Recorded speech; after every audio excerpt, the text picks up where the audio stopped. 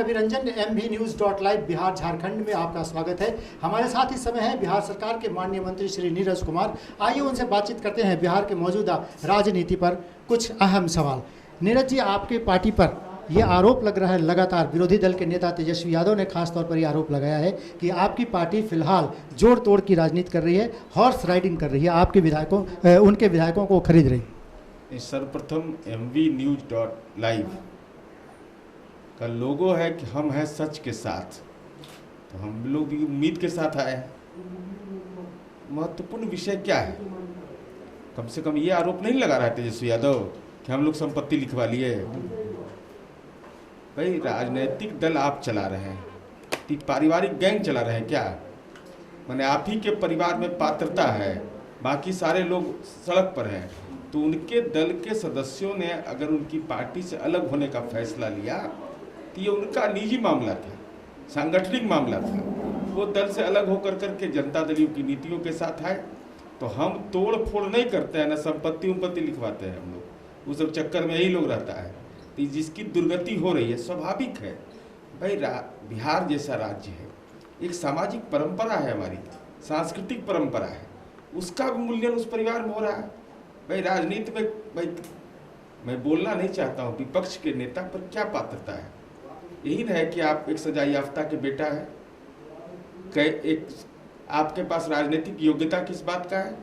भाई, जनाब अब्दुल बारी सिद्दीकी साहब हैं, रामचंद्र पूर्वे जी जैसे लोग हैं, वही मतलब लोग। लेकिन चूंकि आप किसी खास परिवार में जन्म ले लिए तो आपको लाइसेंस मिल गया है, तो बिहार की जनता उस दौर से निकल चुकी है। अब राजनीति में वंशवाद, राजनीति का अपराधीकरण, लंपटीकरण, भ्रष्टाचार जैसे सवालों पर नई पीढ़ी की उम्मीद दूसरी है, तो स्वाभाविक है तेजस्वी यादव को परेशानी है, तो परेशानी रहे, उससे उनकी चिंता नहीं। उनका आरोप यह है कि बिहार की जनता का भी आपको ख्याल नहीं है। आपने उनको प्रवासी मजदूर कहा, फिर उनको ये उनका आरोप है कि आप उनको गुंडा कह रहे हैं। उनका आरोप है कि बिहार में बाढ़ के हालात हैं, उस पर आपकी चिंता नहीं है, आप केवल पार्टी तोड़ने पर लगे हुए।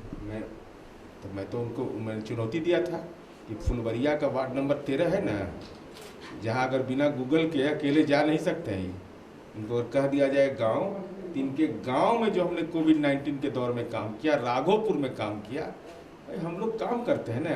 तो लालू जी के मैंने संपत्ति से हम लोग 8,678 करोड़ रुपया जो इस बिहार में कोविड-19 में बगैर बिन चड्ढा का, कोई दलाल का, सीधे लोगों के खाते में अंतरित किया। किस बात के लिए? और हम तो काम कर रहे थे। आपका तो लोकेशन तब मिला जब सर्वदलीय वीडियो कॉन्फ्रेंसिंग हुआ, तब देखा गया कि इनका लोगो कहाँ है, इनका लिंक कहाँ है, तो पता चला कि दिल्ली में प्रवास कर रहे थे। सवाल इस बात का नहीं, गंभीरता होनी चाहिए। कोविड-19 के दौर में संक्रमण का खतरा, सदन के अंदर संकल्प हम लोगों ने लिया कि हम इससे लड़ेंगे, तो उसके बाद आप गुमशुदा हो गए। तो हम ये यही काम कर रहे थे। अगर हमारे ऊपर आरोप लगा रहे थे, आप क्या कर रहे थे? हर कीर्तन कर रहे थे बैठ करके, संपत्ति का मैंने लेखा जोखा दाखिल खारिज करवा रहे थे, क्या कर रहे थे आखिर? पार्टी इसके अलावा भी किसी पार्टी पर आपकी नज़र है जिसको आप अपने में मिलाना चाहते हैं? हमारी नज़र, जनता दलियों की नज़र केवल बिहार के विकास पर है, और विकास का मानक है गांव। अपना, मैं विरोधी पक्ष के जितने भी राजनीतिक दल के नेता हैं जो प्रमुख हैं, मैं उनको चुनौती देता हूं कि 55 वर्ष आपको भी काम करने का मौका मिला, 15 वर्ष पति पत्नी का राज रहा, अपने अपने गांव के विकास का खाका बता दिए। जहां वोट डालते हैं ना, वहाँ बिजली था कि नहीं, सड़क बनी कि नहीं, वहाँ रात में अब पटना अगर आना हो तो किसी को हनुमान चालीसा नहीं पढ़ना पड़ रहा है, बगलामुखी का जाप नहीं करना पड़ रहा है, लोग कानून के राज में भरोसा करके चले आते हैं। लोगों के अंदर में एक आत्मविश्वास, बेटी साइकिल पर चल रही है कि नहीं, समाज के अंदर में दलित समुदाय के लोग हैं, अति पिछड़ा लोग हों या सामान्य समुदाय के लोग हों, उनके बीच में आपसी प्रेम बढ़ा है कि नहीं, कि नरसंहार का दौर तो बिहार में नहीं। यही पूंजी हमारी है। तो हम बार बार बोलते हैं कि विकास को मानक मानिए ना। इंफ्रास्ट्रक्चर के क्षेत्र में जो हमने काम किया है वह देश के अंदर में रोल मॉडल है। और महिला सशक्तिकरण में, बेटियों के सशक्तिकरण में जो बिहार ने काम किया है वो देश के दूसरे राज्य अपना रहे। अब हमारे ऊपर आरोप कौन लगाता है? भाई, जिसकी पात्रता नहीं है, हमें बोलना नहीं चाहता हूँ। भाई, अपराधी, गुंडा, लंपट, सब के राजनीति को बटाई ले लिया ही लोग। अब अपने उसको टिकट नहीं देगा तो उसके परिवार को टिकट देता है। तो स्वाभाविक है उसी दौर से, इसीलिए 2019 में इन लोगों की यह दुर्दशा हुई है। जनसंपर्क विभाग के आप मंत्री हैं, कोरोना एक बड़ी संकट बनकर बिहार पर खड़ी है। क्या आपको लगता है जो बाहर से जो लोग आ चुके ऑलरेडी यहाँ पर हैं 6 से 7 हज़ार मरीज अभी ये संख्या बढ़ेगी और उससे लड़ने के लिए सरकार कितनी तैयार?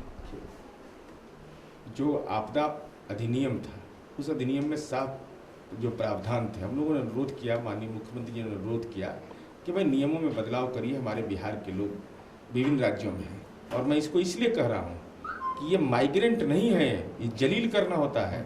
भाई हमारे बिहार के लोग विभिन्न राज्यों के अंदर में अगर वहाँ की अर्थव्यवस्था में उनका योगदान है तो आज संकट की घड़ी में आपने उनको रास्ता दिखा दिया कि आप चले जाइए।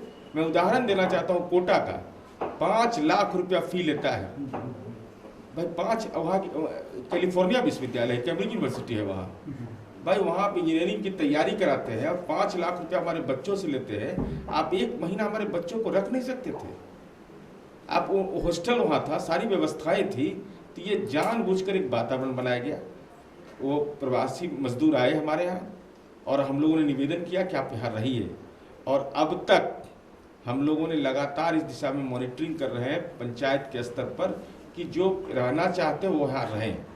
और ये संक्रमण का तो जानता है लोग, लेकिन हमारे लिए ये भी महत्वपूर्ण है 49.3% हमारा स्वस्थ होने का दर हो गया है। तो स्वाभाविक है हम यह इसीलिए क्वारंटाइन सेंटर हम लोगों ने चलाया।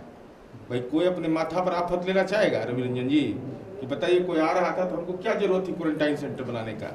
और अगर कल्पना करिए कि 2005 के पहले का बिहार रहता तो क्या दूसरे राज्य में काम करने वाले लोग यहाँ आते? क्या अगर बिजली नहीं रहती तो क्या लॉकडाउन सफल होता? क्या अगर पंचायती राज में समाज के गरीब तबके का सशक्तिकरण नहीं होता, महिलाएं का हिस्सेदारी नहीं होती, तो क्या जो दूसरे राज्यों से आए थे क्या वे अपने बच्चे और परिजनों को क्वारंटाइन सेंटर भेजते? तो और अगर राज्य सरकार सामाजिक सुरक्षा विभिन्न योजनाओं से अगर उनको आच्छादित नहीं करती तो गांव के अंदर लॉकडाउन सफल होता। तो संक्रमण का खतरा है, लेकिन उससे हम लोग अब बिहार के तमाम जिलों में जांच की प्रक्रिया प्रारंभ हो गई है, अब कहीं कोई परेशानी नहीं है। हाँ, जिनको पॉलिटिकल कोरोना है उनका तो इलाज चलता रहेगा।